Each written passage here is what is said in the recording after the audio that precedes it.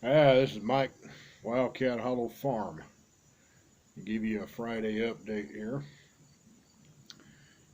Got about 90% of the back of the house completely ripped out of insulation and drywall.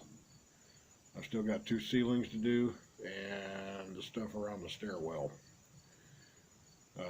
I've been saving all of the walls I take down because you can't replace the wood. These were cut here on the farm 50 years ago, and they are actual dimensional 2 inches by 4 inch framing out of some of the clearest pine I've ever seen. So I'm saving it, which means I'm pulling tons and tons and tons of nails. I got an electrical box yesterday, 200 amp, 30 space. Got it up on the wall, got the blacks connected. Couldn't figure out the whites because there was two of them. And there shouldn't have been. It should have only been one. Now I tried grounding it out. I couldn't tell with the meter. I tried jumping across with a 6-volt battery to see if I could get voltage. Battery didn't have enough push to get to 100 feet from the pole to the house. So I ended up calling an electrician in Winona today, and he called somebody else that lived out here who happens to also be an electrician, lives about 3 miles from here. And he came out here and he grounded the black and the white and used the ohm meter, which never occurred to me.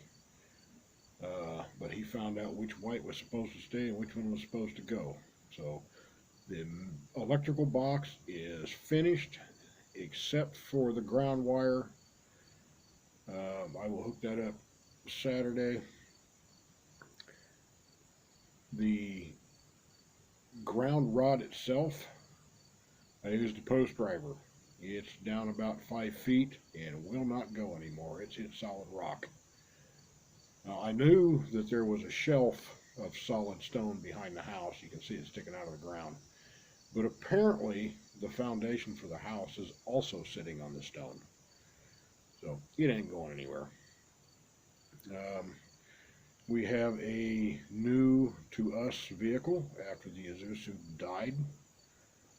I'm arranging to part it out or scrap it. Don't know yet. We got to talk to the mechanic. But we now have a 2000 Dodge Durango with a V8 in it. This thing has got some serious power. It'll tow anything that Petra can come up with, or I can come up with for that matter, which is quite a bit since I'm going to be cutting and pulling cedar logs this fall for the upper deck posts. Chiggers are still rather abundant. Ticks aren't bad. I've only had one big tick and maybe half a dozen seed ticks. Moving freckles.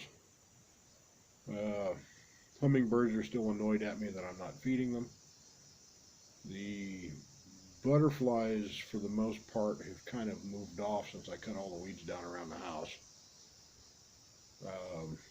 I'm not going to do a walk through the house. I'm just got clean, and I don't really want to deal with the dust and all the rat poop and fiberglass and everything up there. Let me pause this and flip it around so you can see the Durango. Now there's the new ride right there. It's white. Can't complain. Got it for a good price. But it's 4-wheel drive, which is good.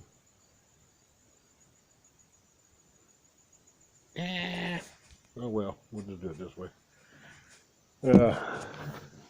It's 4-wheel drive, which is a good thing because the primary road coming in here, if there's more than about 5 or 6 inches of rain in 4 or 5 days, it turns into a creek. Hurricane Creek, actually, is the name of it. So we have a back way out that goes through the highlands behind us and through the National Forest area that from our fence line to where the road gets decent is about a mile, maybe mile and a quarter, and you need to have four-wheel drive here. You're not going to make it through it. Future project, improve that. Can't officially improve it since it's Forest Service land, but we can fill in potholes, move logs, things like that. So, the end of the month, I will get the electricity on. Shortly after that, I will get satellite internet, and connectivity to my love in Germany will improve greatly. This is driving both of us nuts because I only get to talk to her a couple times a week, and I miss her a lot. Had a visit from one of my SCA friends from Rolla on, was it yesterday? Day before yesterday. She brought down cookies and tools and a table and some chairs and a baby pool. Yeah, baby pool, which is why I'm all fresh and clean. Got about an inch of rain yesterday, and I had the baby pool sitting out here on the leaky death trap deck or underneath it, and it filled up. So I took advantage of it and stood out here, washed my hair and my face, and scrubbed off the crud, and saves me from having to go into the motel and pay $5 for a camper shower. Thank you very much, Edie Nest. Well received.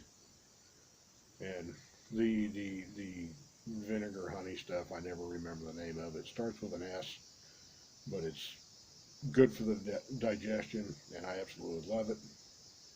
And been drinking a cup of that every morning since she brought it. Good stuff. I have it before coffee. I know it sounds gross, but it's actually not. If you get a chance to try it, do it. Well, I think that's about it. The coyotes are starting to howl out here. And I do apologize for the quality of video. I'm having to do it on my phone right at the moment because I don't have any connectivity out here at the farm. But that will change shortly. Oh man, the stars at night out here. There are no lights anywhere. There is zero light pollution. I haven't seen this many stars since I was a kid. It is absolutely wonderful. Didn't see it, but there was wet footprints going across the concrete here. There was a fox that went by early in the morning. I've had a small herd of doe walk across the fresh cut grass out here in front. I had 3, 4 hen turkeys wander through the yard. About got run over by a bat last night standing here on the porch. I don't know how he managed it, but he stopped about a foot in front of my face and did a backflip and took off the other direction. But, I have yet to see any black bears. I have seen sign of black bears, as in like poop and scratching on trees. I have not seen any mountain lions yet, but I do know they're in the area. I did hear what I thought was one. It was fairly distant, say within 3 miles, but I'm not quite sure. It was way early in the morning and I was kind of groggy. But other than that, everything's been going fairly well. Shipping container was supposed to be here today or yesterday, but it didn't. And I called the shipping company. It is in the United States. It is in New Orleans. They just can't tell me when it's going to be here. I keep getting a little bit of a runaround from them, and it's beginning to make me angry. Because I don't have access to the internet, I can't use the tracker that somebody gave me. J Dogs, I think is who it was.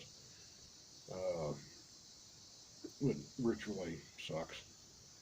Oh, I'll get off of here and let everybody go. That's almost 10 minutes of video now. And I don't know how long it's going to take to upload and what it's going to do to my data feed. So I'll make more videos as I go and post what I can when I can. And thank you all. Um, two people, Pim and Horam, donated to the Isuzu Repair Fund, but since it didn't go to the Isuzu Repair Fund, it went into buying an electrical box. So thank you, Pim and Horam. Cool on you. All right, I'm out of here. Bye.